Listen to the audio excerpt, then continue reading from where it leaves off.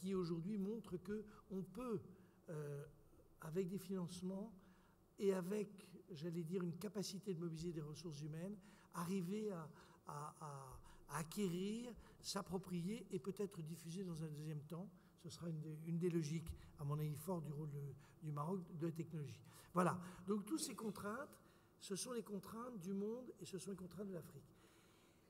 Très précisément, qu'est-ce que le Maroc, quel est le rôle que le Maroc peut jouer dans cette vision un peu moins optimiste que celle que nous a donnée hier soir Lionel Zinsou, qui a l'air d'une espèce de mécanique.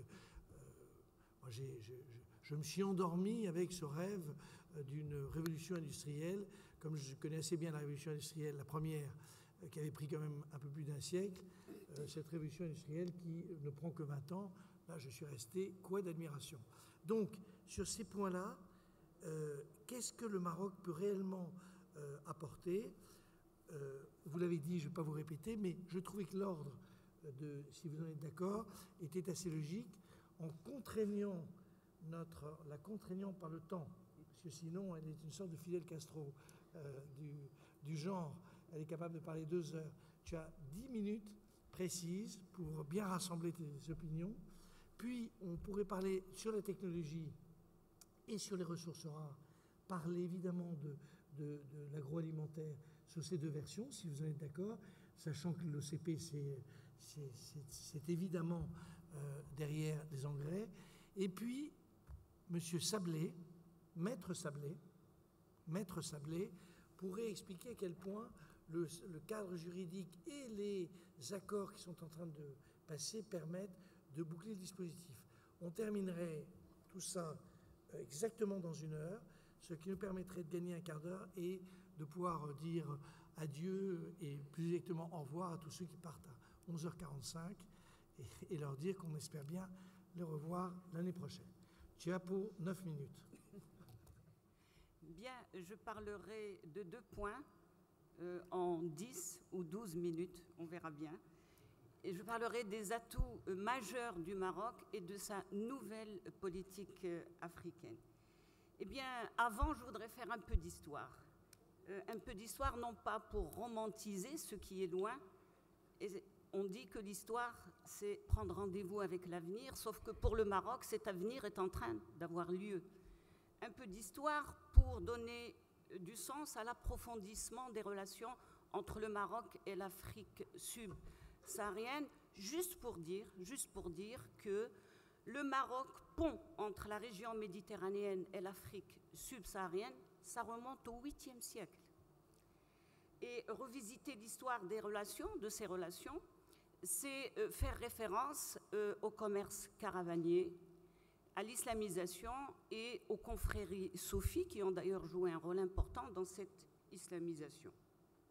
Et ce commerce caravanier coïncide avec la naissance de la dynastie musulmane et le premier royaume du Maroc. Et l'islamisation s'est propagée précisément avec ce commerce caravanier en suivant ces routes qui partaient du Maroc et en particulier de la ville de Sijil Massa au sud du Maroc. Pourquoi? Parce qu'il y avait de l'eau justement et parce que c'était un carrefour entre les pôles commerciaux du Maroc, de la Tunisie et de la Mauritanie. Et c'est un commerce très important pour son époque. Du nord venaient les produits de luxe, les ustensiles, les livres et les idées. Et du sud venaient l'or, les céréales, les peaux, les plumes d'oie et les esclaves. Donc, si vous voulez, une partie de ces produits transitaient par le Maroc, mais étaient aussi originaires d'Europe. Et ce schéma a duré jusqu'au XIIe siècle, marqué par l'apparition d'une nouvelle route, cette fois-ci vers le Sahara central, toujours à partir de Sijil Massa, et ce avec la naissance de l'Empire du Mali qui a duré du XIIIe au XVIe siècle. Donc un rappel historique de ces relations, parce que le Maroc est le seul pays d'Afrique du Nord qui a eu des relations avec l'Afrique subsaharienne, des relations qui reposent sur des fondements économiques, mais surtout culturels. Les affinités culturelles sont un atout pour le commerce et l'investissement. Donc, un peu d'histoire, donc, pour souligner l'importance du rôle d'accompagnement historique du Maroc auprès de ses voisins africains et que l'histoire récente ne fait que ressusciter. Quels sont les autres atouts du Maroc? Eh bien, l'atout fondamental, je dirais, c'est la stabilité des institutions et à leur tête l'institution monarchique, composante forte de l'identité du Maroc et de l'unité des Marocains. La monarchie assure, on le sait, une vision à long terme avec des choix stratégiques dans la durée. D'une part, l'ancrage dans la démocratie, la liberté et les droits de l'homme, et d'autre part, la modernisation compétitive du Maroc à travers des réformes globales et sectorielles, avec le souci constant de la préservation des équilibres sociaux et l'engagement personnel de Sa Majesté le Roi contre l'exclusion et la pauvreté. On est la meilleure illustration. Alors, en bonne économie, je dirais que c'est un avantage comparatif absolu. Et je n'évoque même pas l'exception marocaine, tellement c'est devenu un lieu commun. Alors, cet atout fondamental étant posé, la suite de mon propos tourne autour d'une idée, une seule, la réponse que le Maroc apporte au processus historique de redistribution des richesses, la réponse qu'il apporte à la redistribution des cartes au niveau des différents pôles économiques. Eh bien, la réponse qu'il apporte consiste à exploiter sa position géostratégique et devenir une plateforme de production et d'exportation au carrefour des marchés africains, européens et aussi américains. Et exploiter une position géostratégique revient à identifier les clés de succès pour renforcer l'attractivité du pays. Deux clés: une ouverture avec une certaine logique et des choix stratégiques pour accompagner cette ouverture. Le Maroc, on le sait, est engagé dans un processus de libéralisation depuis 1987 dans le cadre de l'OMC, depuis 2000 avec l'Union européenne, mais subitement en 2004, ce processus s'est accéléré. 3 accords ont été signés.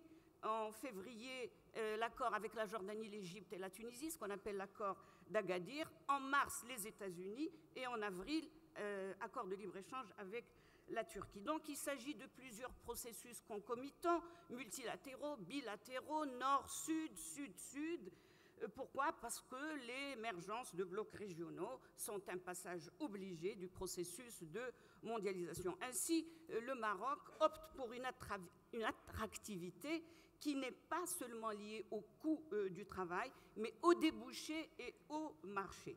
Et les accords de libre-échange donnent accès à 1 milliard de consommateurs à travers 55 pays. Et puis plus récemment, l'ALECA, ce qu'on appelle l'accord de libre-échange approfondi, qui est issu du statut avancé avec l'Union européenne, vise une intégration économique plus étroite de l'économie dans le marché européen, avec la libéralisation des services notamment, et une protection accrue des investissements. Et puis, il est évident que l'adoption d'un cadre réglementaire proche des standards européens est de nature à accroître l'attrait des IDE. Et cette nouvelle génération d'accords, des accords de libre-échange, est proposée justement aux pays qui ont choisi la voie des réformes, et c'est précisément le cas du Maroc qui a fait des choix stratégiques pour accompagner cette ouverture. 3 options sont significatives à cet égard. 1, l'équipement du pays en infrastructure. 2, la stabilisation macroéconomique. Et 3, les choix sectoriels. Concernant le premier point, je n'insisterai pas là-dessus. Port, aéroport, Tanger-Med, réseau autoroutier de 1500 km, réseau ferroviaire, TGV Casablanca-Tanger, réseau de télécommunications classé 2e en Afrique, bien développé. L'introduction de la 4e génération des réseaux mobiles est prévue pour 2015, ainsi que le lancement du chantier de la fibre optique. Il faut ajouter à cela la mise en œuvre d'une stratégie logistique. Je dirais tout simplement le résultat. Le Maroc a grimpé, il était classé 14e rang par rapport à la logistique, il est au 55e rang sur 150. Donc, avec le développement des infrastructures, l'État organise la première condition de la compétitivité globale. Avec la stabilisation du cadre macroéconomique, il réduit les incertitudes. Le Maroc connaît une croissance d'une moyenne de 4,6% entre 2006 et 2012, un taux d'investissement de 30%, l'inflation est maîtrisée, le déficit reste soutenable, 5%.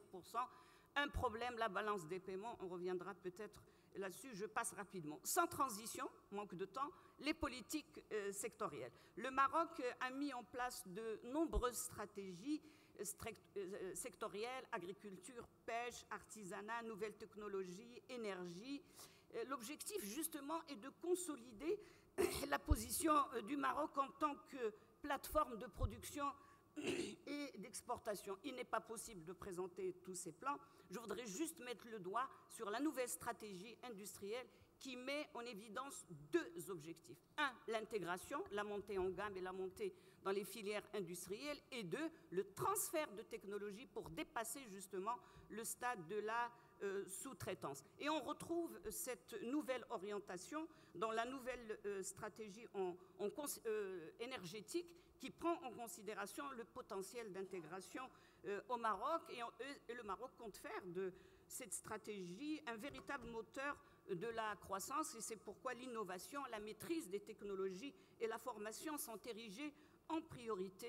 On a créé des instituts de formation dans les métiers des énergies renouvelables et on a créé aussi la Société d'investissement énergétique et d'autres dispositions. Alors, ces options présentées à grands traits dans toute la mesure de la politique de développement volontariste du Maroc pour se positionner dans ce nouveau jeu de rôle comme porte d'entrée de l'Afrique comme acteur incontournable.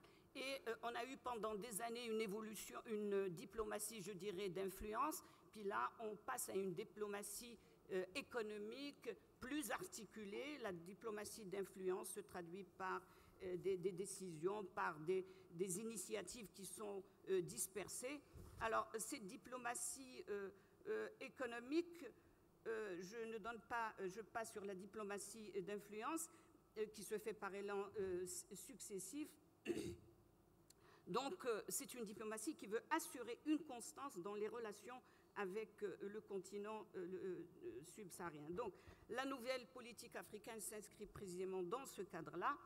Elle s'inscrit sur une bonne compréhension des enjeux continentaux, c'est vrai, mais elle est surtout le fruit d'une vision et d'une démarche. La démarche, on la connaît, faire du Maroc une plateforme. La démarche est la suivante. Étape 1. L'État stratège joue un rôle de locomotive et impulse une dynamique à travers les entreprises publiques. Les grandes banques également sont allées. Le financement est important. Elles se sont positionnées pour bancariser, pour connaître le terrain, pour faire une politique de proximité et parce que le financement est une question importante. Et puis, si vous voulez, c'est une façon de poser les jalons de l'intégration financière. Et le projet de Casa Finance City en est un des instruments. Et parallèlement, le Maroc suscite une stratégie de coopération triangulaire avec des pays comme la France, la Belgique, le Japon et même des agences de développement. Le principe, c'est de conjuguer le financement du Nord, précisément, et l'expertise et le savoir-faire du Sud. Et au-delà de la technique et de la finance, la similitude des problèmes appelle la similitude des solutions. Et c'est une clé de succès pour la réalisation conjointe des projets. La deuxième étape, l'État joue son rôle de coach et de facilitateur. Et la dernière tournée royale dans les 4 pays africains est emblématique à cet égard. Elle comprenait des représentants de groupes privés opérant dans des secteurs diversifiés, assurance, télécom, construction, ciment, mines, énergie, génie civil, agroalimentaire. Troisième étape, objectif rêvé de l'intégration régionale. Et tout en approfondissant les relations bilatérales, le Maroc œuvre pour signer des accords commerciaux avec des zones économiques. Et c'est le cas de l'UEMOA. Il va être ratifié incessamment sous peu. Alors, les résultats sont là. Madame Kilichi. J'en ai pour 1 minute. Les premiers résultats sont là. Maroc, deuxième investisseur après l'Afrique du Sud. Première destination des IDE marocains, c'est l'Afrique. Et les échanges commerciaux ont presque quintuplé en une décennie, et ça reste toujours en deçà du potentiel. Et il n'y a pas que cet aspect quantitatif. Le Maroc a démontré que le partenariat est fondé sur la valeur ajoutée partagée et le co-développement n'est pas un effet d'annonce, et l'OCP est là pour donner l'exemple. Donc, en définitive, histoire séculaire, stabilité institutionnelle, organisation de la compétitivité du territoire, proximité culturelle et succès partagé qui renforce la confiance, qui est la clé du développement. Je laisse le cercle des économistes répondre. Est-ce que le Maroc est un acteur clé ?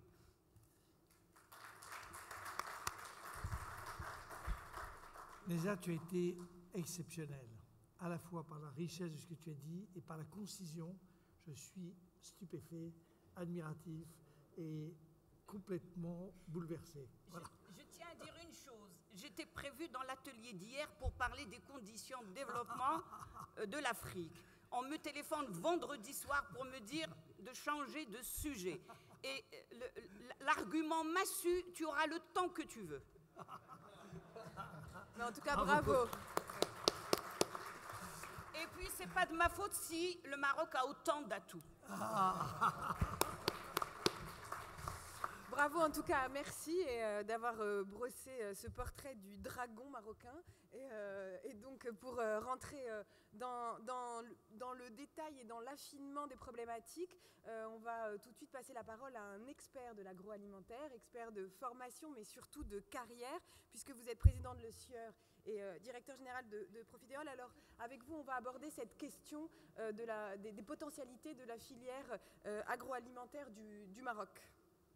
Très bien, merci. Donc effectivement, pourquoi le Maroc? Je vais essayer de répondre à cette question. Je parlerai peu de Sophie Protéol, puisqu'on y reviendra après. Simplement, en deux mots, Sophie Protéol, c'est un groupe d'origine agricole créé il y a 30 ans et qui a investi d'abord en France, ensuite à l'international, dans toute la chaîne de transformation, huile et protéines, donc dans l'alimentaire, dans l'énergie renouvelable et dans la chimie renouvelable. Donc là, nous allons parler plutôt de l'alimentaire. Je suis effectivement président de l'ESIEUR en France, marque bien connue et société bien connue sur le marché français. Et nous avons repris il y a 2 ans, en partenariat avec des institutionnels marocains, caisses d'assurance, et caisses de retraite et sociétés d'assurance, la société l'ESIEUR Cristal. Donc on retrouve le trait d'union à travers la marque l'ESIEUR, qui est donc l'ESIEUR Cristal, l'une des premières sociétés de l'agroalimentaire marocain, dans le domaine des huiles et du savon. Peut-être juste quelques chiffres pour cadrer ce qu'est l'ESIEUR Cristal. Aujourd'hui, c'est un chiffre d'affaires de 4 milliards de dirhams, un excédent brut d'exploitation de 327 millions d'euros, un résultat net de 173 millions d'euros sont les chiffres 2013, et 1100 collaborateurs, avec une particularité qui est propre au Maroc, et que nous ne connaissions pas en France, évidemment, qui est son système de distribution des produits, puisqu'il y a en gros 100 000 détaillants et encore une part de marché du commerce moderne qui est encore relativement faible, aux alentours de 15%, ce qui nécessite d'avoir une force de vente tout à fait particulière. Et dans notre cas, nous avons à peu près 400 personnes dans notre équipe commerciale et logistique pour approvisionner tous ces magasins dans les villes, dans les campagnes et dans les souks. Les marques sont connues, donc l'ESIEUR, je rappelais, donc c'est une marque qui nous est commune entre la France et le Maroc. Huilor, une huile d'olive qui s'appelle Alora, que nous avons lancée l'année dernière. Nous sommes leaders sur le segment des huiles de table. Dans le savon, avec la marque Taous, qui est aussi très connue, et puis dans les produits de ménage avec la marque Elkef, et toutes ces marques bénéficient de nombreuses innovations sur lesquelles je reviendrai un tout petit peu plus tard. Alors déjà peut-être pour donner mon impression après un petit peu plus de 2 ans de reprise de cette société en termes d'atouts, ce que je soulignerai, c'est d'abord l'atout, la qualité des hommes et des femmes qui constituent ce groupe. On s'est très très vite compris. Nous avons repris et conservé la totalité du management. Il y a un niveau d'expertise et de savoir-faire qui est tout à fait exceptionnel, hein, et qui n'a rien à envier à ce que nous connaissons en France. Il y a un niveau de formation qui est excellent. Après une phase où il a fallu un petit peu caler le rôle de chacun, mais dans notre stratégie de groupe, nous laissons vraiment la responsabilité la plus large possible en termes de business aux sociétés que nous contrôlons. Donc on a très vite trouvé les points sur lesquels nous allions intégrer les équipes, les faire bénéficier dans les deux sens d'ailleurs, hein, de projets transverses dans les systèmes d'information, par exemple, ou dans un programme très important que nous venons de lancer dans le domaine de l'excellence opérationnelle. Et comme nous gérons 25 usines dans le monde, évidemment, on a des benchmarks tout à fait intéressants et qui nous permettent de comparer nos performances. Le dynamisme, l'esprit d'innovation, les valeurs, je pense qu'on s'est très vite retrouvé aussi sur les valeurs. Donc tout ça fonctionne très bien. Les atouts économiques, je ne vais pas trop en parler parce qu'ils ont été largement développés. Des atouts de croissance démographique, de croissance de pouvoir d'achat, de modernisation du pays dans son ensemble, mais aussi des habitudes de consommation, ce qui nous permet, dans le domaine de l'innovation, d'aller vers des produits qui progressivement répondent à des souhaits des consommateurs, comme par exemple, je reviens sur le Taous, nous avons lancé un savon liquide, donc qui traduit bien ces changements d'habitude de consommation, ou un savon de ménage pâte. Et il y a beaucoup de choses, je dirais, dans le pipe de recherche et développement et dans le domaine de l'innovation. Les atouts, vous les avez cités en termes de stabilité politique, institutions, les réglementations. Un point très important qui est tout ce qui concerne le domaine de la finance et les capacités que nous avons à arbitrer nos opérations, parce que nous avons une activité de trading importante pour l'approvisionnement de nos matières premières. Ça suppose d'avoir des capacités d'arbitrage, et là, toutes les capacités existent pour se couvrir sur le marché de Chicago, sur le marché, sur d'autres marchés européens. Donc tout ça fonctionne extrêmement bien.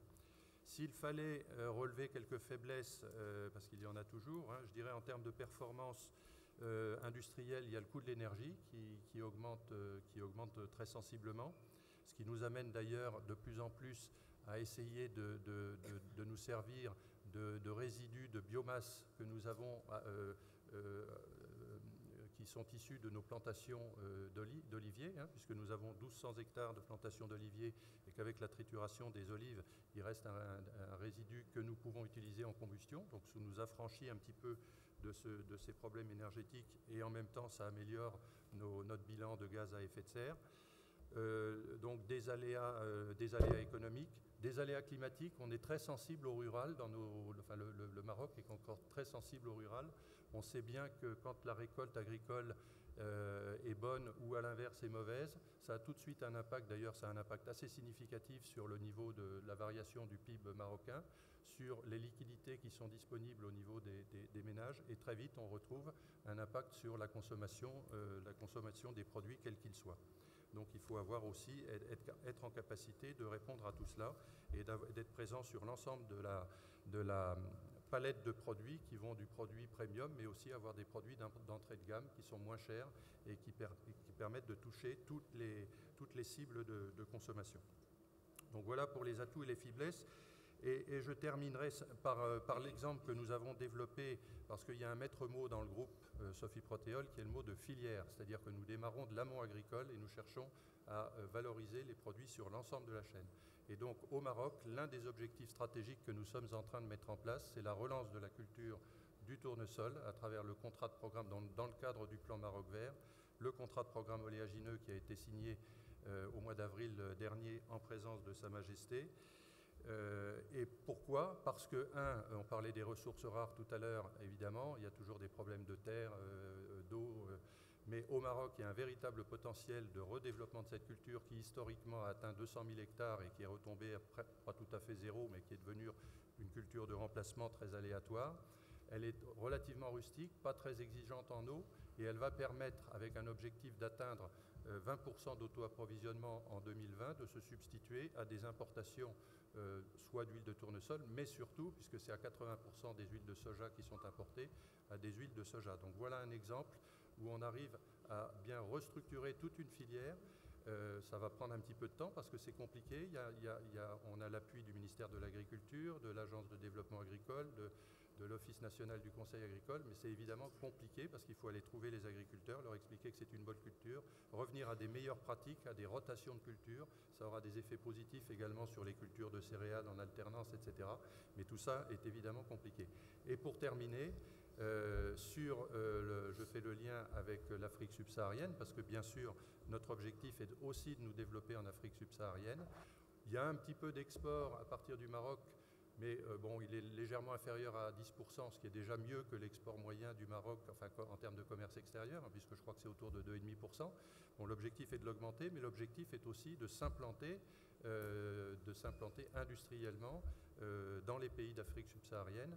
Et là, on peut le faire en bonne synergie avec le Maroc.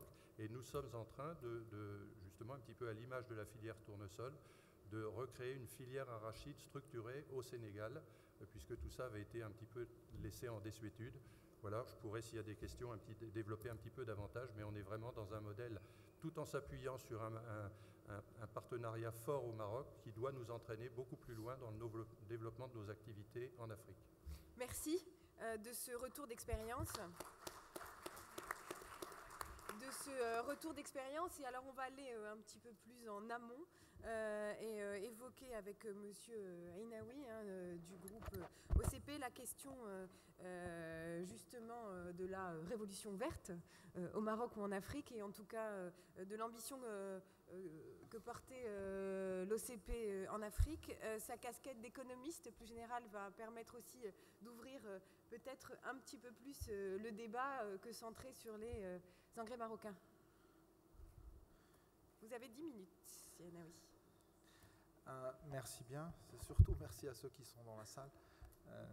Vous êtes mieux là où vous êtes qu'avec ces spots à 9h du matin dans le visage. Alors,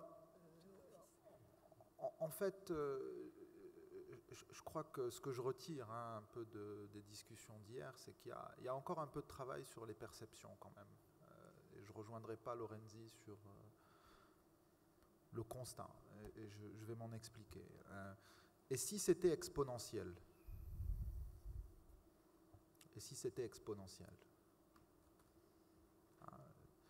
Le processus de développement, de convergence économique qu'entame l'Afrique avec une dynamique plus prononcée depuis une dizaine d'années se produit pas il y a 2 siècles, il se produit aujourd'hui.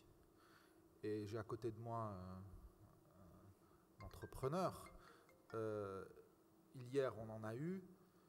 Bouger des facteurs de production, structurer et déstructurer des processus de production est devenu quelque chose qui n'a plus rien à voir avec ce qu'on faisait il y a quelques décennies. L'intégration des chaînes de valeur, la manière dont on produit, les coûts de transport, l'intégration des chaînes de valeur n'a plus rien à voir. Et il n'est pas question ici d'optimisme, de pessimisme. J'aime pas beaucoup ces points d'entrée pour aborder des sujets. Et les points d'entrée qu'on a à l'OCP, j'y reviendrai, sont des points d'entrée qu'on essaye d'avoir par rapport à une observation du monde. Vous ne bougez pas les gens sur ce genre de choses, vous bougez des gens sur des visions. Et je pense que sur la vision, sur les perceptions, il y a un travail à faire. Et vous ne voyez pas ces questions-là de la même manière quand vous êtes assis au Maroc, pays à revenu intermédiaire, à 3 000 $ de PIB par tête, 5 000 en parité de pouvoir d'achat, pays à revenu intermédiaire dont le challenge est de passer à la catégorie intermédiaire supérieure, que quand vous êtes en Europe et que vous faites face à un certain nombre de contraintes macroéconomiques, etc. Et je vous invite à lire le dernier WIO du fonds qui vient de sortir hier. Donc, en même temps, vos solutions sont peut-être ici. Et c'est là que je disais, si c'est exponentiel. Hein, on va ajouter en Afrique une Chine. On va ajouter une Chine d'ici 2050, 1 milliard d'habitants. Il y a des besoins en infrastructures incommensurables, hein, etc. Et je crois que il ne s'agit pas d'être optimiste encore une fois ou pessimiste. Et je pense que là, il y a encore un travail d'approfondissement à faire et on le voit. Hein, nous sommes, parce que je suis à l'ECP Group, mais je m'occupe d'un think tank, donc on discute beaucoup avec un peu partout dans le monde. Et en fait, on est plus sur une notion d'écosystème, moi-même étant dans un écosystème. Et c'est important, et je vais y revenir, cette notion d'écosystème. C'est parce que c'est ça, il s'agit de fabriquer des écosystèmes. On a ici beaucoup de brillants économistes, ils savent tout de suite ce que ça veut dire, des effets d'agrégation, des effets de spillover, des cercles vertueux, etc. Et ça se construit sur des anticipations et des visions partagées. Et c'est pour ça que je reviens à cette question d'exponentiel. Et nous, de notre point de vue, c'est exponentiel. Et notre président rappelle souvent, il fait un parallèle très intéressant entre la révolution télécom et ce qui est en train de se passer dans l'agricole, etc. La révolution télécom, ça a été exponentiel. Les taux d'utilisation, certaines personnes ont donné des chiffres hier. Et ça s'est fait comment? Ça s'est fait avec des business models différents. Ça s'est fait en posant les lunettes de lecture qu'on a, les grilles de lecture, et en prenant de nouvelles grilles de lecture et en se disant comment est-ce que j'aborde un marché avec des spécificités qui sont un peu différentes. Mais ça, c'est très difficile à faire, parce qu'on n'aime pas le changement. Nous tous, on n'aime pas le changement. On aime des benchmarks, on aime les process, on aime les procédures, on aime nos cadres théoriques qu'on applique, qu'on plaque, ça rassure. J'étais au Bruxelles Forum, qui est un événement assez majeur organisé par le German Marshall Fund. Il y a 500 personnes à Bruxelles, plein d'anciens présidents, de premiers ministres, etc. Mais tout le monde était excité par ce qui se passe en Ukraine, comme des enfants. Tout le monde, pourquoi? Parce qu'on revient au cadre. Est, Ouest, Russie, la méchante... Tout le monde était là, on se retrouvait dans des grilles de lecture, on était à l'aise, on comprenait. Et je pense que s'il faut, puisqu'on parle du Maroc, s'il faut saluer l'effort, ce qui est fait aujourd'hui, c'est ça, c'est un vrai travail d'introspection. Ce n'est pas de l'habillage comme ça, non. Il y a la conviction profonde que c'est exponentiel. Je le répète, c'est exponentiel. Qu'est-ce que ça veut dire? C'est ça, c'est pas le trend, une espèce de pente molle. Elle n'est pas molle parce que l'Afrique va croître selon le fonds l'année prochaine et l'année suivante entre 5 et 6%, alors que le monde croît entre 3 et 3,5%. Mais si vous mettez en place les facteurs de production, le capital, la logistique, la chaîne de production, la réponse que vous obtiendrez en termes de dynamique entre l'offre et la demande est fantastique. Et on le voit, nous, par exemple, là, je reviens un peu à l'expérimentation du groupe parce que c'est intéressant. Moi-même, je suis un peu plus macro, mais quand on voit l'expérimentation, et on a eu hier notre ministre, on l'a fait, vous aujourd'hui, d'autres, qui parlent avec des mots d'entrepreneurs de ce vécu-là, on le retrouve tout à fait et ça cadre avec cette conviction centrale d'un potentiel énorme si vous adressez ce qu'on appelle les échecs de marché. Vendre des engrais en Afrique, quand il arrive au bord du champ, il est plus cher que partout au monde, même si au niveau du port, il arrive moins cher, parce que la distance. Mais pourquoi? Parce que tout simplement les réseaux de distribution ne sont pas efficients, il y a des problèmes de taille, donc qu'est-ce que ça veut dire ça? Hier on parlait de private equity, il faut des fonds private equity pour booster des distributeurs qui prennent de la taille, des effets de masse, qui investissent dans le stockage, qui inventent des systèmes de distribution spécifiques. Le coca arrive dans n'importe quelle épicerie du fin fond de n'importe quel monde rural dans le monde. Comment ils font ces gens-là? Comment ils font? On peut bien faire arriver quelques sacs d'engrais de manière très efficiente, etc. Donc c'est ça qui est en jeu. Et ça veut dire innover, réfléchir, poser ces cadres et donner de l'attention, du policy attention. Je ne connais pas la traduction en français, mais c'est-à-dire de l'attention et du temps des décideurs politiques sur ces questions-là et ce que fait le Maroc d'ailleurs, il donne du temps, il essaie de comprendre. Donc vous parliez des investissements de l'OCP, c'est la mise en commun de matières premières. Parce qu'il est très probable, et c'est même certain, c'est que l'Afrique va commencer à consommer, c'est aussi que notre président dit souvent, qui est très vrai, ses propres matières premières. Ça veut bien avoir un effet sur les prix mondiaux. Vous ne pouvez plus être sur un modèle purement extractif quand vous avez une population qui croît à ces vitesses-là. Il faut intégrer localement, il faut taxer, il faut réinvestir. Et donc ce cercle vertueux, nous y croyons, sur la base d'une double d'expérimentation d'entreprise aussi, mais aussi sur la base d'un passé dans des institutions internationales. Et ça, ce sera peut-être mon point de clôture. Et c'est là que le monde avancé a un rôle à jouer. Il faut réformer les institutions financières internationales. Il faut réformer la Banque mondiale pour pouvoir opérer et contribuer et accélérer cette dynamique avec des produits financiers innovants qui ne soient plus contraints par les approches pays et des ratios d'engagement financier pays par pays qui contraignent ce qu'ils peuvent faire. Et c'est là que les économies avancées, que la France, qui pèse de manière importante dans ces institutions, mais d'autres, les États-Unis, etc., doivent absolument permettre à ça de s'accélérer. Et c'est une partie à la solution de la mollesse de la croissance dans les économies avancées. L'Afrique contribuera de manière significative à la croissance mondiale. Ce que la Chine a fait, la Chine l'a compris. La Chine l'a compris. Hein, la Chine, par sa diplomatie économique, par les investissements qu'ils font, par la manière dont ils opèrent, si vous prenez ce qu'ils font dans un certain nombre de pays, ils ont bien compris que les salaires réels ayant augmenté en Chine, ils sont en train de faire le transfert de ce qu'on appelle l'industrie manufacturière légère à ce stade en Afrique. Ils ne sont pas venus au Maroc, je vous signale d'ailleurs. Ils ne sont pas venus faire ça au Maroc. Ah oui, quand Samsung veut faire des écrans plats, ils sont allés en Éthiopie. Ils ne sont pas venus au Maroc. Hein? Donc ça veut dire que ces pays-là sont en train, on réserve de main-d'œuvre, ils ne sont pas venus au Maroc pour le coût du travail. Et puis ils ont mis en place les infrastructures, l'énergie, le cadre de gouvernance, ils atteignent un certain niveau qui leur permettent de recevoir ces investissements-là. Et donc, nous inscrivions là-dedans, pour conclure. On s'inscrit là-dedans en tant que pays à revenus intermédiaires, à notre niveau de développement, dans une construction des chaînes de valeur, qui veut dire qu'il faut faire des investissements directs étrangers dans ces pays pour s'intégrer dans les processus de production. On n'est pas dans de l'exportation pure et simple. Si on veut participer et en bénéficier et avoir des spillovers très intéressants. C'est en train de se passer. Il y a des choses, on parle souvent de l'aéronautique, de l'automobile. Demain, très probablement, vous allez voir une réorganisation du processus de production dans l'aéronautique et l'automobile entre Maroc, Afrique, etc. Et il faut le faire, il faut l'anticiper, il ne faut pas attendre. Il ne faut pas attendre, il faut le faire demain. Hein, ça veut dire qu'il faut faire les accords de libre-échange corrects pour permettre d'avoir les règles d'origine, etc. C'est des choses un peu compliquées. Et de notre point de vue,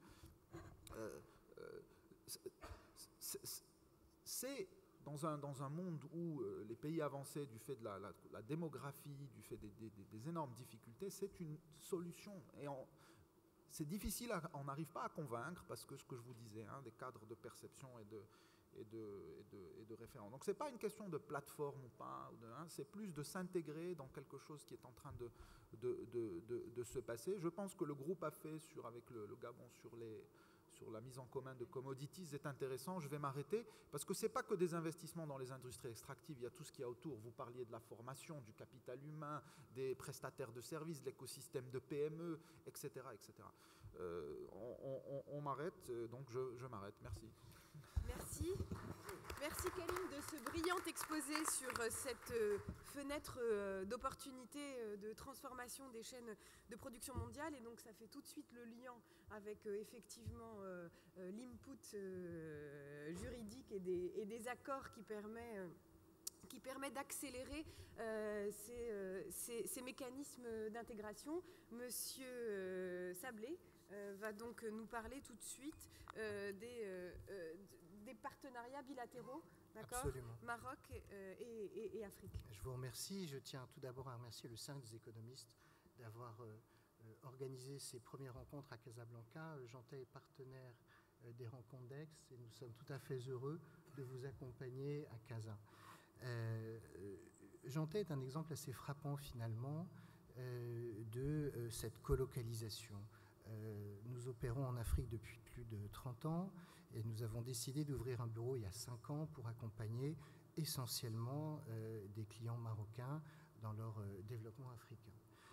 Je souhaiterais commencer par rappeler une citation de Feu Sa Majesté Hassan II. « Le Maroc est un arbre dont les racines plongent en Afrique et qui respire par ses feuilles en Europe. » Tout l'enjeu du Maroc aujourd'hui, c'est d'arriver à passer d'un carrefour stratégique, d'un carrefour géographique, donc c'est une vision un peu statique du positionnement du Maroc, à la fameuse articulation qu'évoque Jean Hervé, à ce fameux hub entre les deux continents, donc passer d'une vision statique à une vision dynamique du positionnement du Maroc.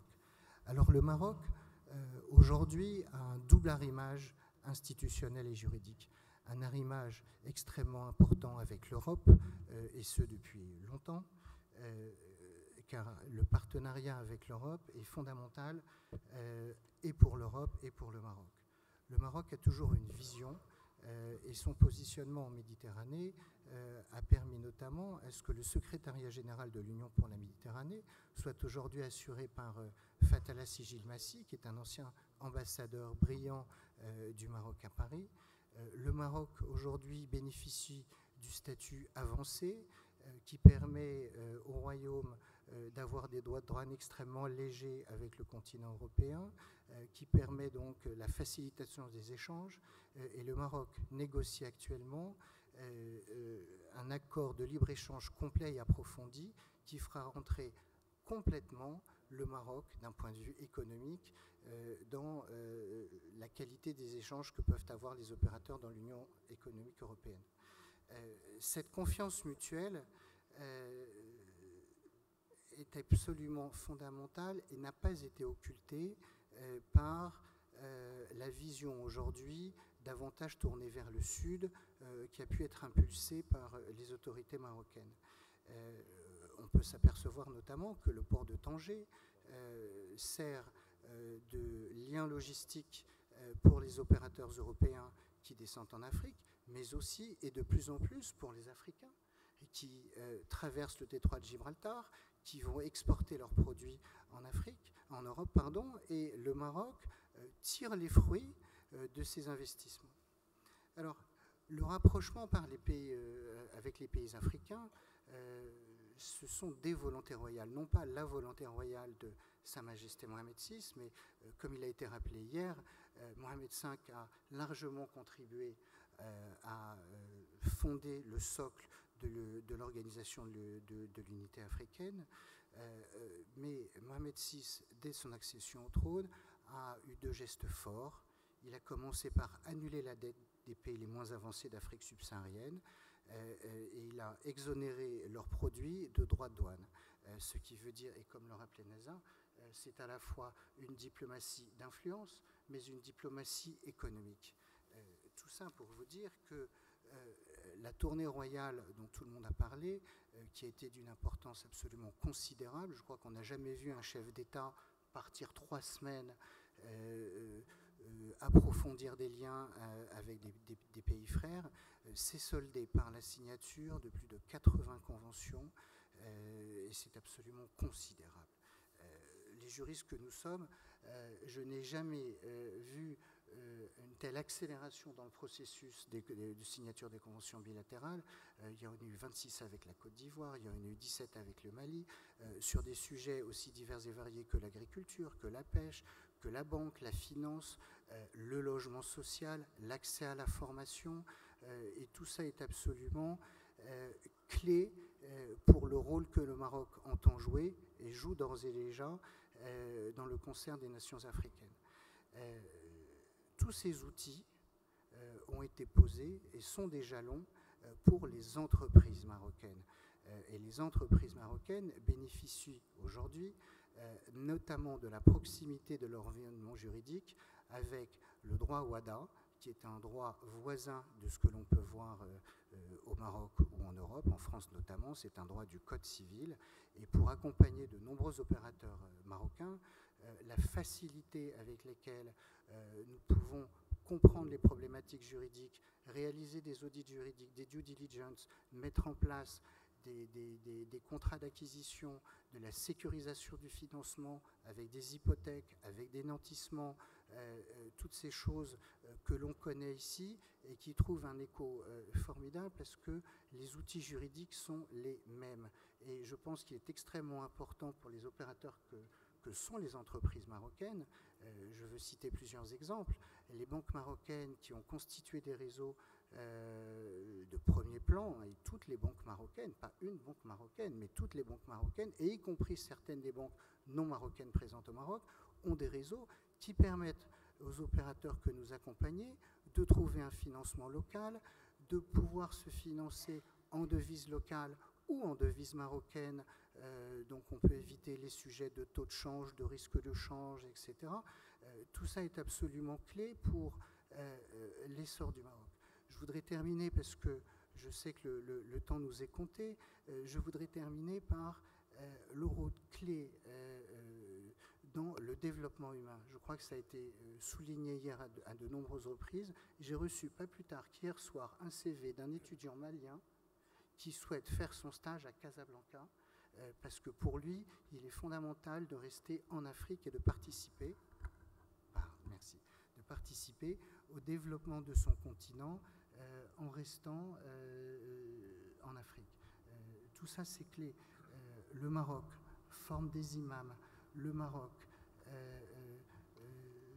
forme des pilotes, le Maroc recrute des personnels navigants pour assurer les liaisons en Afrique subsaharienne. Tout ça est clé et le Maroc est vraiment un modèle dont s'inspirent aujourd'hui les pays africains. Moi, je suis très frappé de voir que lorsque nous accompagnons des clients, nous sommes présentés comme un cabinet d'avocats d'affaires marocain ayant une société mère française et non plus comme un cabinet français ayant une filiale au Maroc. Et je pense que tout ça indique bien que si les racines sont en Afrique et si les feuilles poussent en Europe, je pense que les fruits du développement au Maroc seront tant africains qu'européens. Je vous remercie. Donc, merci à notre ami marocain de cet exposé sur le potentiel de la coopération, en tout cas Sud-Sud. On va prendre des questions dans la salle avant de passer à notre deuxième session. Est-ce que je peux juste faire une remarque? Parce que ce qu'a dit Karim était très passionnant. Et en fait, on a toujours tendance à projeter un avenir en prolongeant des courbes de croissance. Enfin, c'est le défaut que tous les économistes et démographes peuvent avoir. Et au fond, ce que vous nous avez dit, c'était très important parce que vous nous avez dit le monde est en train de changer. Quand vous avez parlé de la modification souhaitable des institutions financières internationales, et vous pensiez évidemment à la Banque mondiale et au FMI, c'était de se dire un monde nouveau, organisation des modalités financières très nouvelles.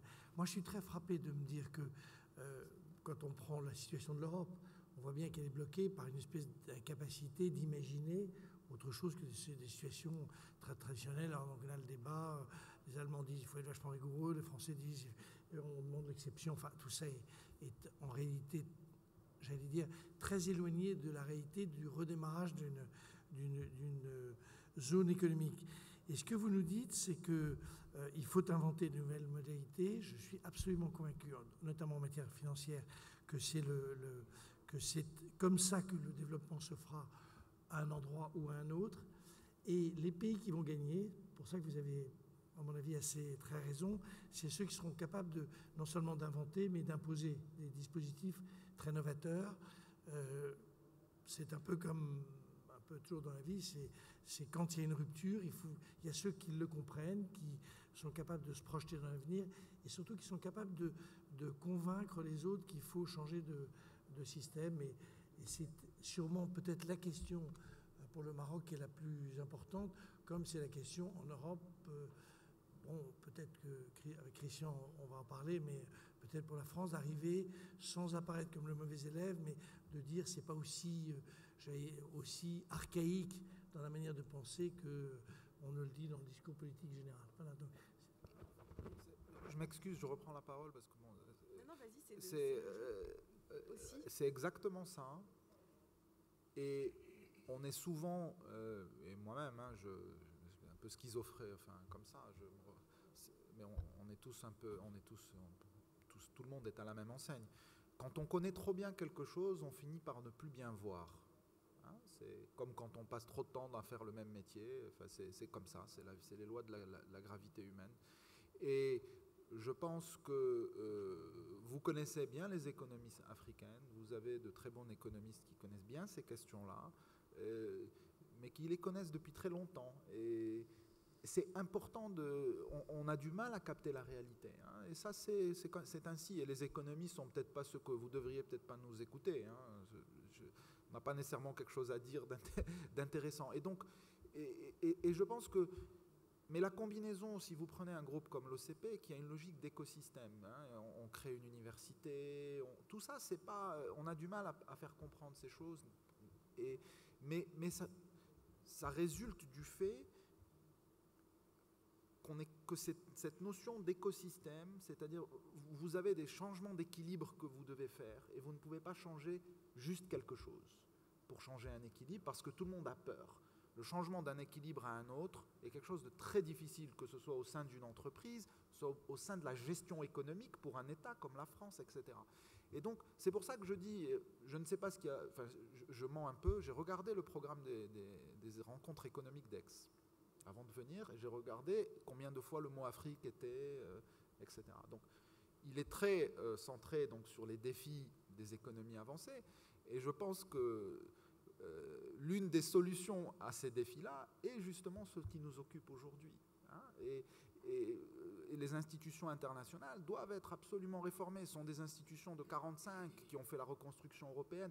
Elles travaillent pays par pays. L'Afrique a besoin d'approches transverses. Enfin, on peut vous parler du gaz en Afrique, par exemple, le cheminement des pipelines le long des villes pour alimenter. Il y a des trucs extraordinaires. Il faudrait qu'on ait plus de temps. Mais vous avez un rôle à jouer, qui est un rôle aussi au plan multilatéral international, qui n'est pas qu'un rôle, si vous voulez, entre nous et les... Il y a quand même un agenda global. Il faut discuter avec les Chinois aussi, c'est important. Hein, donc, bon, je m'excuse. Karim, ce que vous nous dites sur les rencontres d'Aix va être suivi vraiment des faits, parce que je trouve que vous avez totalement raison. Et comme vous avez ici 2 ou 3 personnes qui sont en charge du programme, et que tout n'est pas bouclé, parce que rien n'est jamais bouclé jusque le jour où c'est fait, on va sûrement tirer les leçons de ce que vous dites. Alors, ce qui me paraît d'ailleurs formidable, c'est que en découvrant que vous étiez au départ un peu dans une banque centrale, je n'ai jamais pensé que c'était là où se trouvait la quintessence de l'innovation. Donc Il n'y est pas resté non plus. Non, j'ai quand même passé 8 ans à la Banque mondiale avant. J'ai travaillé sur l'Afrique, notamment en Éthiopie, et qui est un exemple extraordinaire d'un pays dans lequel, si vous concentrez des investissements, et ce qui est en train de se passer, vous allez avoir et c'est d'ailleurs l'un des pays qui a la croissance la plus rapide au monde, quasiment maintenant. C'était tellement évident. Mais on ne se fait pas confiance. Vous voyez, vous connaissez un peu les relations internationales. Donc, juste une anecdote parce que c'est intéressant. Je suis allé à la rencontre annuelle des think tanks européens qui était organisée à Barcelone. Et donc, il y avait là 50 ou 60 think tanks européens. Et ils nous ont invités parce qu'on a un partenariat avec le CIDOB de Barcelone. Et donc, j'étais un peu le regard extérieur. Mais ils déprimaient, les pauvres. Ils déprimaient. Parce qu'ils se regardent à l'emploi, les conditions de crédit, la dette qu'il y a. Et donc, à un moment donné, j'ai pris la parole avec un autre collègue qui était aussi de non-européen, et on a commencé à un peu discuter de ces questions-là. Les gens ont commencé à ressourire. Ah bon, ben oui, c'est pas bête. Vous savez, donc il faut... c'est comme le joueur de foot qui regarde ses pieds. Il faut... le capital, vous savez comme moi que... Demain, il peut se redéployer en Afrique. Il faut dérisquer les investissements pour accélérer ces choses-là. C'est exactement ça le rôle de la Banque mondiale et de la SFI.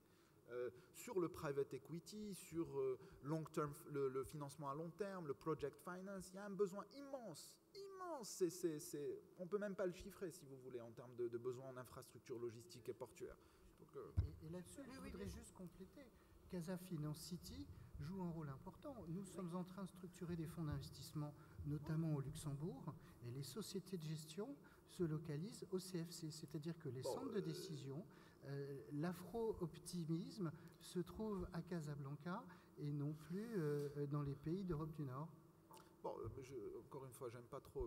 Bon. Mais nous-mêmes, nous avons aussi du travail à faire. C'est pas que sur les questions de réforme financière, je vois Sybille June qui est là, j'ai bien passé 8 ans à la Banque centrale. Il y a du travail. Le Maroc a encore du travail à faire. Hein. Moi, je suis assez.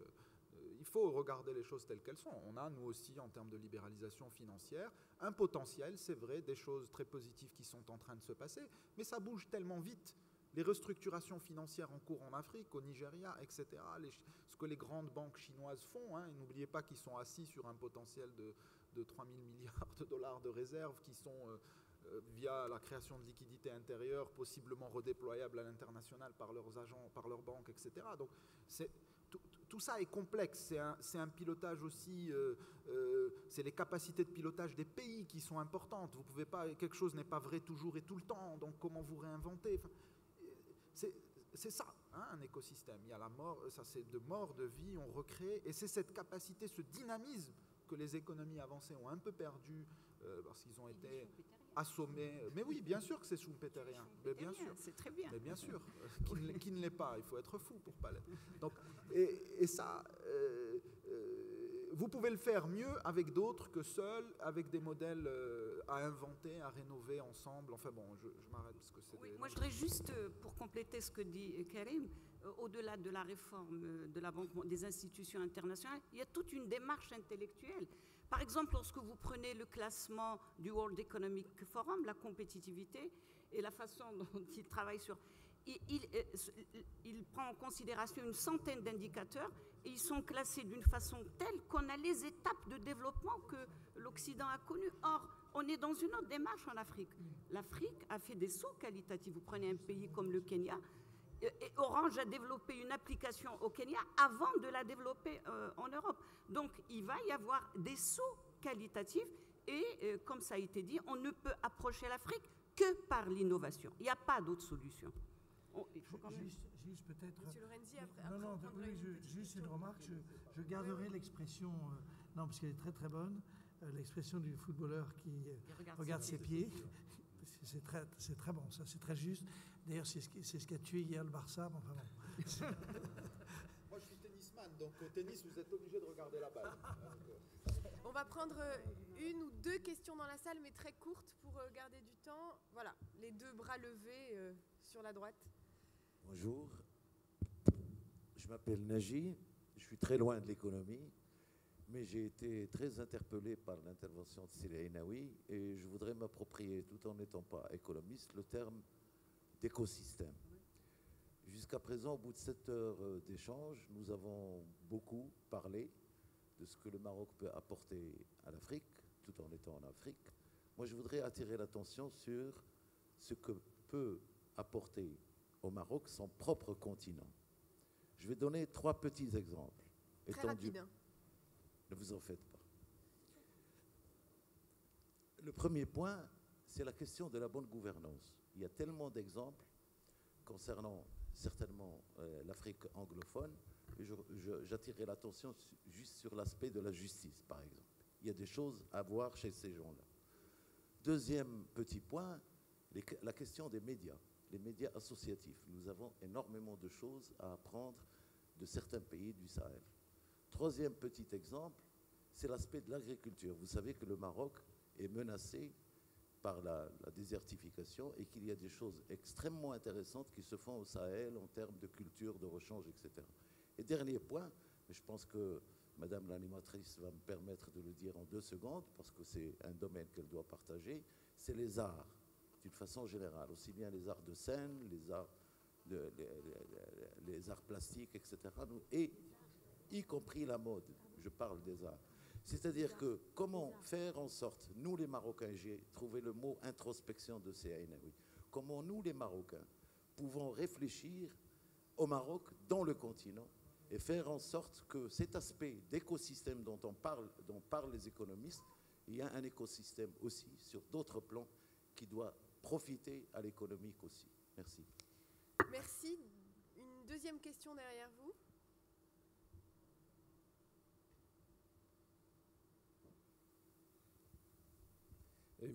Pardon. Michel Boyon, avocat au cabinet Jantet, mais aussi conseiller d'État honoraire. Je souscris tout à fait à ce qui vient d'être dit par l'orateur précédent, que j'apprécie beaucoup. Je voudrais dire juste un tout petit mot de la francophonie, parce qu'on n'en a pas beaucoup parlé encore à ces rencontres. Je suis parmi les premiers à considérer que depuis des décennies, les autorités françaises n'ont pas fait ce qu'elles devaient faire sur la question de la francophonie. Je l'ai dit et je l'ai répété inlassablement et je continue d'en être tout à fait persuadé. La francophonie, elle est bien sûr une valeur, pas seulement pour nous Français, elle est un objectif, mais je voudrais aussi qu'on se souvienne qu'elle est un instrument et qu'elle peut être un instrument et que les autorités marocaines, les entreprises marocaines, les professionnels marocains, le Maroc dans son ensemble ne doit pas oublier qu'il peut se servir de la francophonie pour poursuivre son développement en direction de l'Afrique. De conclure et de réagir. Merci. Alors pour rebondir sur ces deux petites... rebondir et conclure sur ces deux questions, Monsieur Lorenzi, à vous l'honneur. Les deux interventions étaient remarquables. Et non, juste peut-être pour dire qu'on a lancé un débat qui, je trouve, dépasse assez largement ce qu'on avait dit au départ. Je trouve que c'est très, très passionnant. À nous maintenant, à Christian, de prendre le relais sur, au fond, la manière dont deux pays qui sont dans des situations assez différentes, mais pour parler du mien, qui a un tout petit peu le rôle du footballeur du Barça, hein, qui regarde un peu ses pieds, qui a du mal à voir comment il peut traiter les sujets, le regard de l'extérieur, l'apport de l'extérieur, et sûrement de manière plus égoïste pour nous autres Français, et sûrement un moyen de se sortir de, j'allais dire, des difficultés actuelles, qui est plus le fait d'être empêtré dans des idées reçues, dans une difficulté à appréhender les sujets de manière novatrice. Donc c'est ça ce qui sort de cette table ronde. Et moi, je suis très heureux d'y avoir participé. Merci. Donc on va faire la transition innovation. C'était le mot d'appel de cette session. Va-t-on innover dans les initiatives franco-marocaines pour en débattre? Et ça sera notre dernière session. Monsieur Christian de Boissieu, qu'on ne présente plus au Maroc, membre du Cercle des économistes, va donc présider cette séance, auquel va participer Monsieur Benjeloun Touimi, Monsieur, que je me permets de faire l'appel, hein, Monsieur Tilous Bordé de Sophie Protéol, que je ne vois pas, voilà, et Monsieur Henri Marty, oui,